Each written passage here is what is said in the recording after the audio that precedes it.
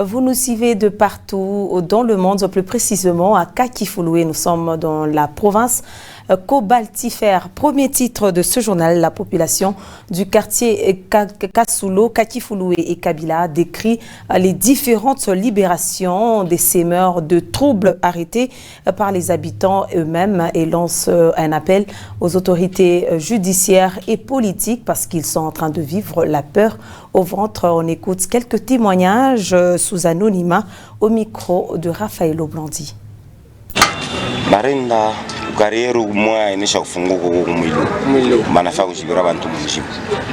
Ces jeunes malfaiteurs étaient d'abord partis à la carrière pour provoquer des éboulements. Nous les avons interceptés, mais d'autres continuent à s'aimer le trouble. Nous voulons accompagner le gouvernement en limitant l'insécurité de notre quartier. Nous nous protégeons d'abord nous-mêmes. Les brigands qui sont arrêtés, on le voit toujours en liberté. 2 ou 3 jours après leurs arrestations. Quand on les relâche comme ça, c'est notre vie qui est en danger.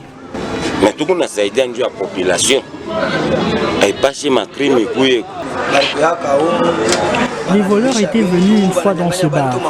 Ils avaient tout saccagé et battu même des clients présents et avaient dit qu'ils ne seront pas inquiétés même si on les arrête. Ils sont toujours relâchés. Ces mêmes personnes sont libres. On le voit dans les marchés tout comme dans nos avenues.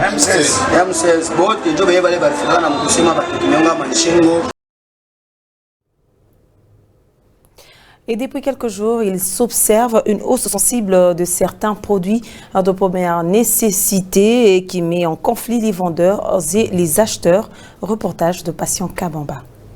C'est une situation hors du commun qui sévit actuellement dans différents marchés d'écologie. Plusieurs articles ont été revus à la hausse, à l'instar d'un bidon d'huile qui s'est vendu à 35 000 francs congolais, qui actuellement se négocie à 75 000 francs, comme nous confirment ces vendeurs. C'est à partir de là que nous achetons nos marchandises et que les prix ont galopé à l'instar du prix d'un bidon d'huile qui est passé de 35 000 francs à 71 000 francs, voire même 75 000 francs congolais.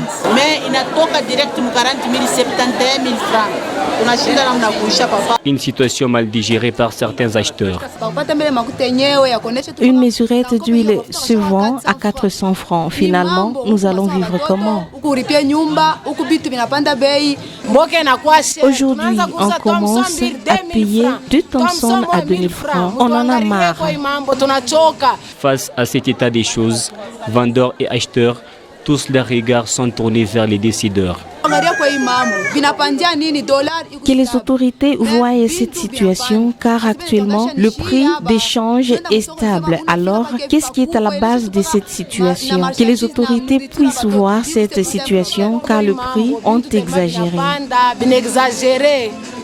Selon une source digne des fois, la hausse de certains produits sur les marchés est due à la fermeture de certaines frontières du pays exportateur pour lutter contre la pandémie à coronavirus. Et en marge de la clôture du mois de la femme, la radio-télévision Wangu a fait un zoom sur quelques femmes. Depuis plusieurs années, elles œuvrent dans le mouvement Rastafari. Elles sont surnommées des Women Africa. Mujinga et Adou sont ces 2 femmes qui ont pratiquement plus de 15 ans dans le mouvement Rastafari. Elles ont une motivation.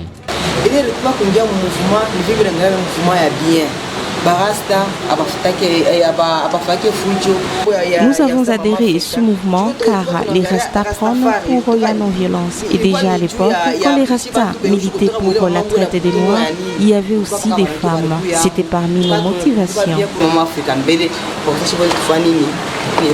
Que gagne-t-elle en étant dans ces mouvements? Notre mouvement est constitué de bénévoles. C'est pourquoi vous nous voyez souvent dans le cimetière en train d'assainir.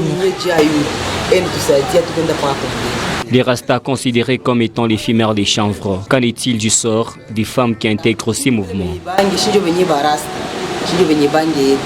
C'est pas quand on est rasta, cela est synonyme de fumée, de chanvre. Mais des fois, on fume quand on veut entrer en contact avec notre Dieu.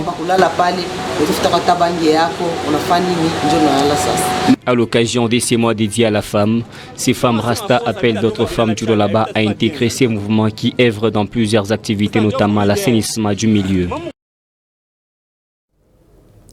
Et parlons en infrastructure, bien sûr, début des travaux de réhabilitation de la route Mpouéné à plus ou moins 20 km de Kolwezi. C'est le chef du secteur Lulu qui a donné le goût.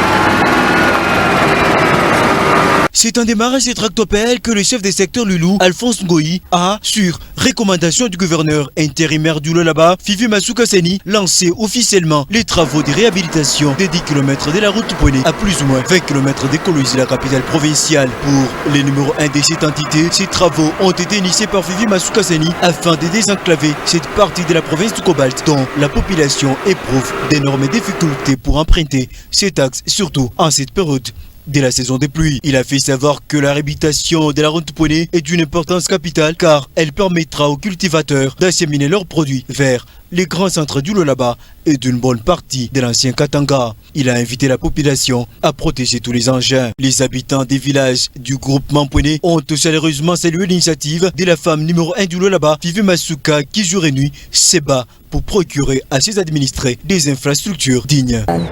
Ces travaux sont exécutés par l'entreprise Spartan, consisteront au décaissement, chargement de la caisse et à la pose de 2 couches de terre battue, a annoncé Jean-Félix Kainga, directeur technique. Nous comptons le faire en plus ou moins 2 mois. Et nous allons commencer par le décaissement. Ensuite, nous allons poser une couche de caillasse pour stabiliser. Ensuite, nous allons étaler de la latérite. Dans un premier temps, nous comptons arranger 10 km et le reste va suivre après. Il faudra rappeler que ces travaux sont les fruits de la redevance minière perçue par les entités territoriales décentralisées. Autre chose dans ce journal, le président de l'Assemblée provinciale du Lualaba, Louis Kamweni-Toumbo, a ouvert ce mardi les travaux de la session ordinaire de mars 2021 en présence du vice-gouverneur et gouverneur intérimaire de la province du Lualaba, Fifi Massoukaseni. Le président de cet organe délibérant a dans son discours d'ouverture rendu un hommage mérité au combattant du peuple Michel Kouvas décédé le 22 février dernier. À cet effet, 1 minute de silence a été observée en sa mémoire. Louis Kamweni a au cours de son speech élagué les ondes d'ombre qui planent autour du concept Union sacrée de la nation qui prêtait à confusion dans le chef des élus provinciaux du Lualaba. La vision du chef de l'État doit nous ressembler et non pas nous diviser, a-t-il souligné. 14 députés provinciaux du Lualaba ont déjà adhéré à l'Union sacrée. Cette session, qui coïncide avec la mise sur pied de la vision présidentielle, l'Union sacrée aura comme priorité le contrôle parlementaire. Pour Louis Kamweni, cet exercice ne soit pas compris comme un harcèlement à l'exécutif. Hormis ce point, les députés continueront avec leur activité de routine telles que l'analyse au vote des édits, les descentes d'évaluation, des rapports parlementaires. Pour ce qui est de la Covid-19,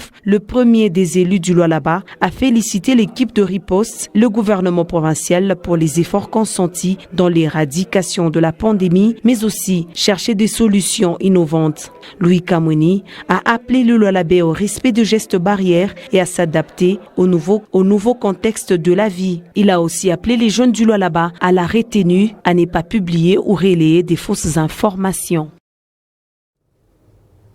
Et parlons sport à présent, Constant Omari ne sera pas candidat à la tête de la Fédération congolaise de football, association FECOFA en sigle. Il l'a annoncé lors d'une interview accordée à nos confrères du Canal+. Constant Omari, président de la Fédération congolaise de football association, ne se représentera plus comme candidat à la tête de cette instance sportive. Les simples raisons de son retrait sont entre autres le gouvernement congolais n'agit qu'en mode d'urgence, ce qui nous tue. La FECOFA n'a pas de moyens ni pour construire ni pour réhabiliter des stades.